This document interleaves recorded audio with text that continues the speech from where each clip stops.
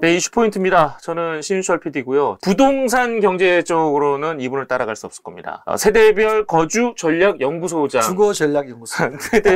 네, 세대별 주거 전략 연구소장님 같이 함께하고 계십니다. 안녕하십니까? 안녕하세요. 네네. 쇼폼을 통해서만 인사를 드렸는데 어떤 분들은 또 그러더라고. 얼굴도 없는 새끼가 무슨 짧은 쇼폼 가지고 사람들 뭐 이리 났다 저리 났다 막 한다고. 그렇지 않습니다. 저도 이렇게 출연해서 방송을 직접 해왔던 사람이에요. 오해는 없으셨으면 좋겠고, 제가 굳이 이제 이렇게 영상으로 다시 여러분들을 찾아뵌 것은 부동산에 관련돼서는 또 제가 전문가가 아니다 보니까 직접 전문가의 얘기를 입을 빌려서 여러분들께 그전에는 뭐가 잘못됐고 앞으로는 여러분들이 집을 살 때 어떤 고민들을 하면 좋겠다 라는 것들을 얘기해 드리기 위해서 이 시간을 준비했고요. 여러분들이 얼마나 호응을 해주냐에 따른 거죠. 그러니까 좋아요와 댓글 많이 좀 남겨주시면 좋을 것 같습니다. 첫 시간으로 준비한 것은 지금 집값이 너무 많이 올랐다는 게 일반적인 거죠. 근데 그게 문재인 정권에서 이 파국을 만들어 놨다는 거잖아요. 그래서 그렇다면 문재인 정권에서는 도대체 뭘 잘못한 거냐, 이 얘기를 한번 해보려고 그래요. 문재인 정권의 부동산 실책, 그러니까 부동산 정책의 가장 큰 패착 뭡니까 이게 도대체? 길게 해도 되죠? 네. 짧게 해주신 게 좋습니다.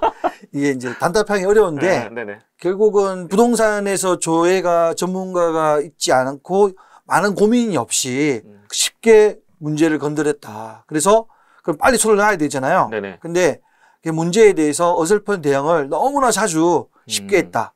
너무 자주 하긴 했어요. 예, 그렇죠. 거의 뭐 26번 정도 정책이 나왔습니다. 하나 펼치기도 되게 어려운 거거든요. 그래서 시간이 필요하기도 하고, 근데 이게 국민 생활에 미치는 여파가 크잖아요. 근데 너무 쉽게 바꾸고 또 수정하고 또 새로 만들고 그러다 보니까 이 세무사조차도 취득세를 잘 몰라요. 그러니까 우리가 세금이 얼마다면 상식적으로 알고 있어야 되는데 이걸 알 수 없을 정도로 만들어 놓은 거예요. 누더기로 만들어 놨죠. 문재인 정권에서 전문가가 아닌 사람들이 너무나 많은 부동산 정책을 내놨다 하는 거죠. 그래서 제가 챗 GTP에다가 더 물어봤어요.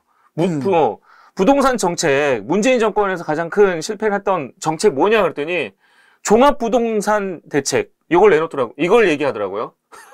근데 문재인 정권에서 내놓은 거는 종합부동산 대책밖에 없는 거 아니에요?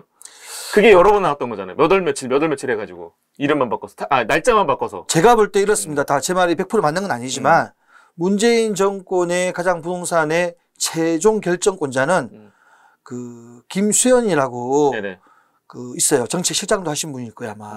그분이 전공이 도시계획학이거든요. 제가 알기로는. 그분이 노무현 정권 때도 역할을 했었어요.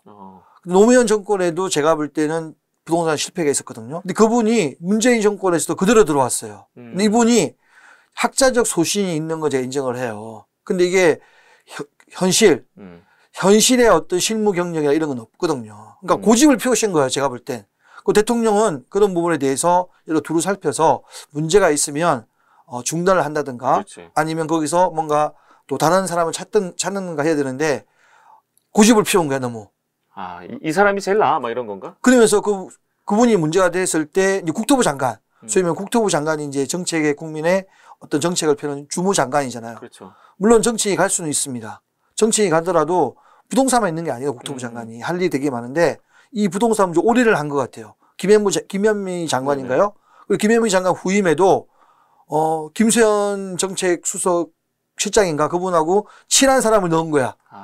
다시 말하면 문재인 정권의 부동산 정책은 아마추어가 그리고 학자가 학문적으로 할 얘기들을 우리 경제에 미치는 파고가 어마어마한데도 불구하고 무리하게 밀어붙인 거. 그것도 26번 될 정도로 고집스럽게 피운 게 결국은 이런 결과가 나오지 않나 이렇게 저는 생각하고 있습니다.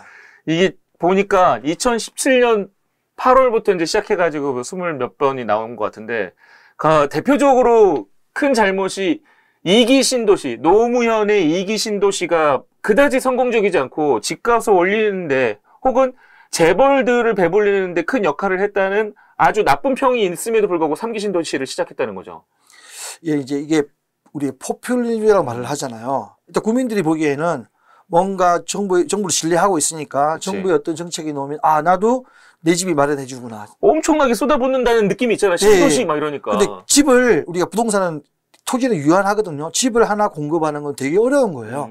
굉장히 어려운데 이걸 임기가 5년밖에 안 되고 한 몇십 년을 계획을 세워서 그 정권마다 단계가 별로 하면 네. 충분한 일인데도 그냥 자기 정권 내에 이걸 마치 할 수 있는 것처럼 현혹시킨 거죠. 그렇죠. 그리고 국민의 지지를 얻어놓고 결과적으로는 집값을 또 올려놨잖아요. 네네. 그리고 공급량이 그다지 많이 늘지도 않았어. 공급이 실제로. 늘 수가 없습니다. 왜냐면 이게 신도시 계획만 나왔기 때문에. 그러니까 계획은 누구나 세울 수 있어요. 네.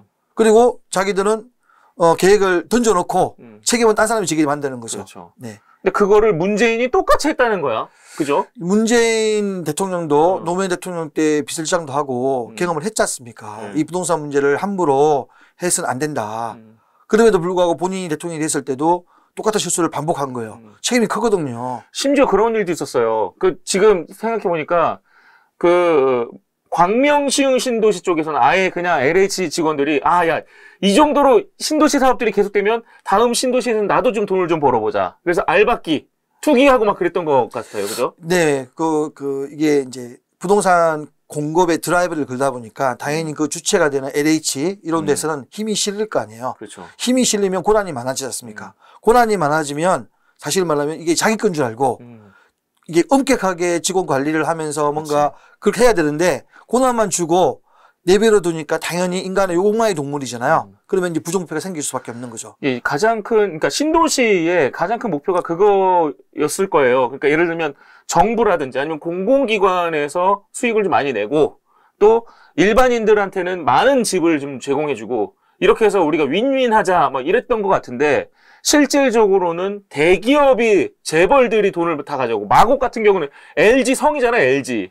그런 식으로 다 재벌들 대기업들이 가져가고 공공기관에서는 자기네가 챙길 거 못 챙기고 직원들이 사적 이익만 챙기고 그러니까 이런 악순환이 있음에도 불구하고 지금 문재인이 제3신도시까지 내놓은 거야 지금.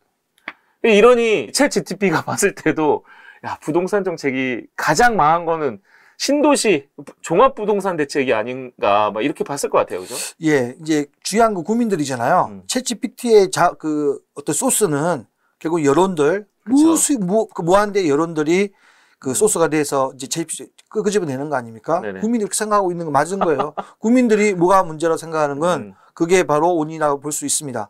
전문가가 그게 아니라 뭐 원인을 따질 수도 없겠지만 이렇게 하는 것보다 국민들이 느끼는 그 감정이 결국은 부동산의 지금의 집값이 갑자기 급등했잖아요. 네네네.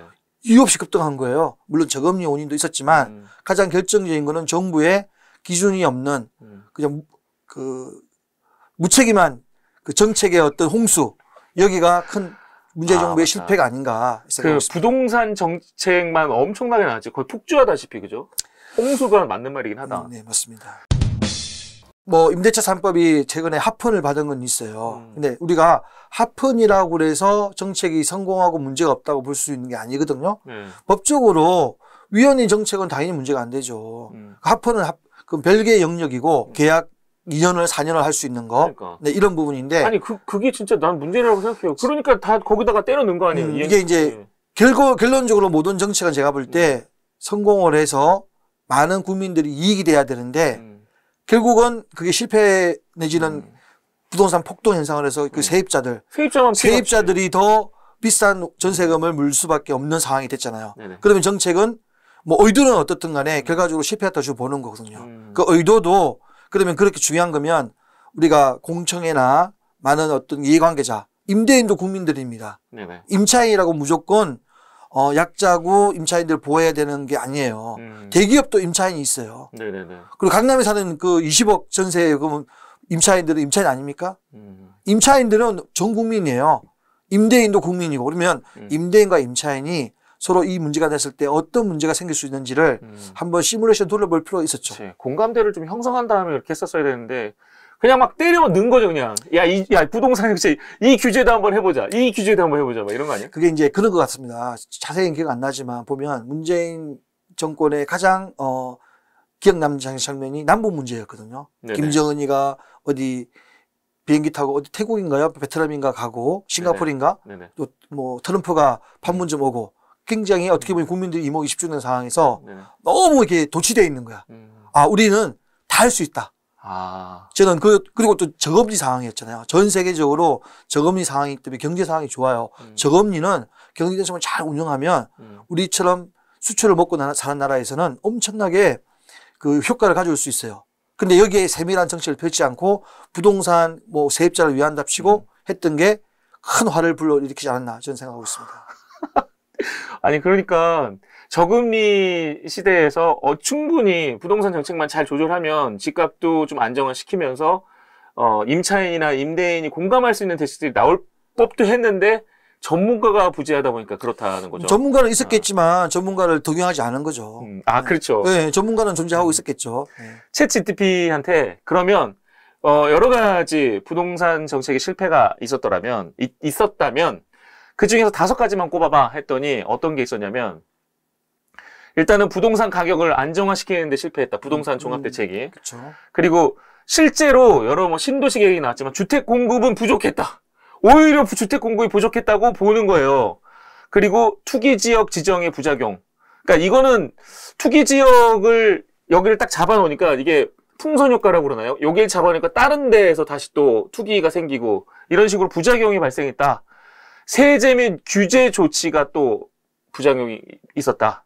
그다음에 정책 불일치. 이거는 정책들이 뭐 이번 달에 나온 정책하고 3개월 뒤에 나온 정책하고 막 충돌이 일어나거나 막 이런 정책들도 있었다는 거죠. 부동산 대책이. 그렇죠. 정책이 26번 나온 거는 첫 번째가 문제가 있으니까 두 번째가 달라야 되고 두 번째가 문제가 있으니까 세 번째가 달라졌을 거 아니에요. 근데 상충이 됐다는 거죠. 지나고 나오니까는 정책이 다 문제가 있는 걸 인정한 거 아니에요. 25번의 정책이 문제가 있다는 걸 인정하기 때문에 결국은 누더기가 되는 거야.